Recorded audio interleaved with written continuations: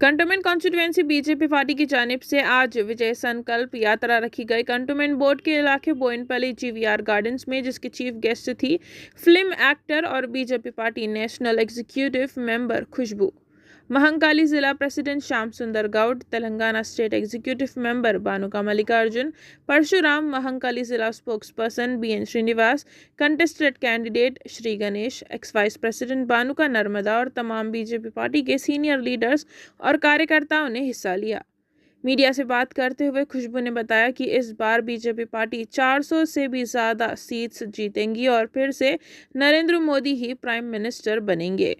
आइए देखते हैं इसकी तफसीलात इस संकल्प यात्रा के ताल्लुक से। जय श्री राम।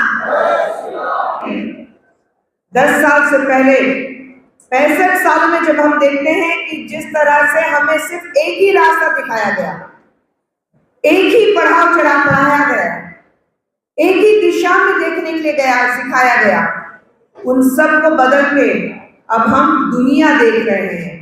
लेकिन आज दुनिया हमारी तरफ देख रही है और कह रही है कि अगर दुनिया में कोई बहुत ही मजबूत और सेल्फ सफिशिएंट, जो हमारे प्रधानमंत्री का जो एक सपना है विकसित भारत का सपना, अगर वो विकसित भारत और एक विकसित देश कोई आज पूरी दुनिया में है तो वो भारत देश है।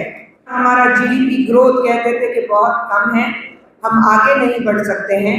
आज हमने चाइना को भी पीछे छोड़ दिया है, यूके को भी पीछे छोड़ दिया है और 5वीं जगह से 4थी जगह पर हम जीडीपी ग्रोथ में दुनिया भर में हम आगे हैं। आज हमारे देश में प्रधानमंत्री ने गैस सब्सिडी लाकर कितनी औरतों के घर में उनको एक क्या कहते हैं कि एक बहुत ही बड़ा ऊर्जा दिया है। कहा है कि आपको कुछ करने की जरूरत नहीं है, घर बैठे बैठे आपके गैस है। और आज हमारी कितनी महिलाओं को जो फेफड़ों की बीमारी है उससे बचाया गया है।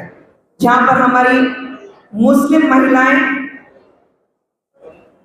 जब तलाक के नाम से घबराती थी, जहां पर इससे पहले की सरकार जब उनको मौका मिला था कि उन्हें मुस्लिम महिलाओं को, हमारी बहनों को एक आगे बढ़ने का मौका दे, अपने डर की वजह से उन्हें तलाक से छुटकारा नहीं दिलाया गया। लेकिन प्रधानमंत्री आने के बाद ट्रिपल तलाक का खत्मनामा हुआ। ट्रिपल तलाक खत्म होने के बाद जिस तरह से आप देखते हैं आज हमारी महिलाएं वापस जो हिम्मत जुटा के आगे बढ़ रही हैं, वो तो हम सब देख रहे हैं, क्योंकि यहाँ पे ज्यादा से ज्यादा मैं महिलाएं देखती हूँ तो बहुत अच्छा लगता है। आज हमारे प्रधानमंत्री कहते हैं बेटी पढ़ाओ बेटी बढ़ाओ, बेटी का बढ़ना बहुत जरूरी है। आप देखिए ना, सिर्फ एक फैमिली पॉलिटिक्स थी, हर योजना इंदिरा गांधी के नाम से शुरू होती थी, जवाहरलाल नेहरू के नाम से शुरू होती थी और राजीव गांधी के नाम से खत्म होती थी। हम देख चुके हैं देश में किस तरह से सिर्फ अपने आप की बढ़ोतरी, एक फैमिली की बढ़ोतरी, एक खानदान की बढ़ोतरी और सिर्फ एक पार्टी के जो लोग हैं उनकी बढ़ोतरी हमने देखी है, ना ही देश की बढ़ोतरी हमने देखी। प्रधानमंत्री में वो हिम्मत थी कि कुछ भी हो जाए, कश्मीर से लेकर कन्याकुमारी तक मेरा देश आजाद होगा। और आज आप देखते हैं कि वापस 370 हटने के बाद कश्मीर में फूल खिले हैं, कश्मीर में हर बच्चे के चेहरे पे एक मुस्कान है। 500 साल से भी ज्यादा हम लड़ रहे थे कि राम लल्ला का चेहरा हमें दिखेगा नहीं, जहां पर उनका जन्म हुआ है वहां पर राम लल्ला हमें वापस दिखेंगे या नहीं दिखेंगे। 500 साल से ये लड़ाई थी, लेकिन प्रधानमंत्री जब प्रधानमंत्री बनकर आए उन्होंने कहा था कि राम लल्ला को उनकी जन्मभूमि वापस मिलेगी। और आज आप देखते हैं कि अयोध्या में जब राम मंदिर वापस बना है, राम लल्ला वहां पर अपनी जगह पर बैठ के वहां पे हम सब जय श्री राम कहते हुए उनके गुण गा रहे हैं, क्योंकि हम सब ये मानते हैं कि भगवान तो एक ही है, चाहे वो अल्लाह हो या राम हो, भगवान एक है, लेकिन उनकी जगह जो है वो उन्हें मिलनी चाहिए। प्रधानमंत्री ने ये भी कहा है कि हम एक मस्जिद वहीं पर बनाएंगे जहाँ पर होना चाहिए। और मैं आपसे ये सबसे कहती हूँ कि 2024 ये साल जब प्रधानमंत्री वापस प्रधानमंत्री बन के आएंगे, बहुत ही जल्दी एक जो मस्जिद जहाँ पर बाजू में बनना चाहिए था वो भी वहाँ पर बन के खड़ा होगा।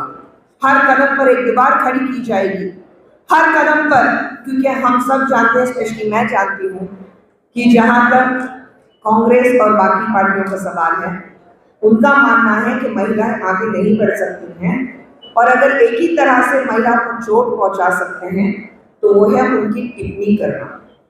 और वो जो टिप्पणी करते हैं वो सब ये भूल जाते हैं कि वो भी एक माँ की कोख से जन्म लिए हैं। आप सब जानते हैं, अब की बार, फिर एक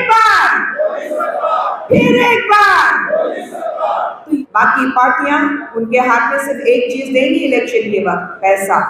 कहेंगे तुम पैसा रखो और हमें वोट दो, क्योंकि बाकी अगले 5 साल तो हम पैसा कमाने वाले हैं। वेस्ट बंगाल में आज किस तरह से ममता बनर्जी के नीचे एक महिला है, उनको दीदी कहा जाता है, लेकिन उनके नीचे जिस तरह से महिलाओं के साथ बदसलूकियत हो रही है, जिस तरह से महिलाओं पे अत्याचार हो रहे हैं, पूछने वाला कोई नहीं। लेकिन हमारी ममता दीदी जो हैं, गूंगी बहरी बनकर वहां पर बैठी हैं।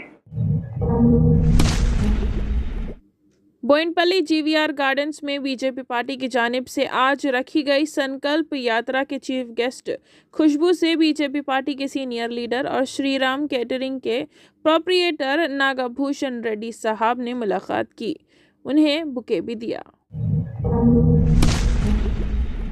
कंटोनमेंट बोर्ड के इलाके वार्ड नंबर 2 गन बाजार के गवर्नमेंट स्कूल में 313 ग्रुप की जानिब से स्कूल के स्टूडेंट्स में एग्जाम पैड्स बांटे गए। इस डिस्ट्रीब्यूशन प्रोग्राम में स्कूल के प्रिंसिपल, टीचर्स और 313 ग्रुप के तमाम मेंबर्स साथ मौजूद थे।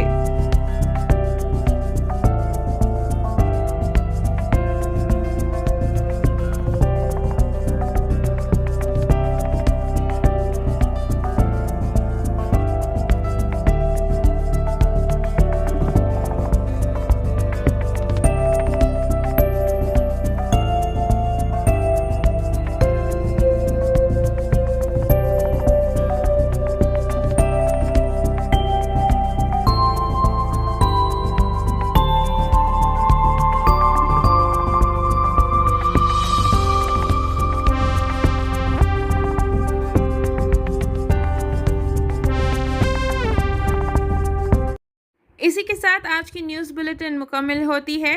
ट्विन सिटीज़ की और खबरों और जानकारियों के लिए MR न्यूज़ चैनल को लाइक, शेयर और सब्सक्राइब करिए।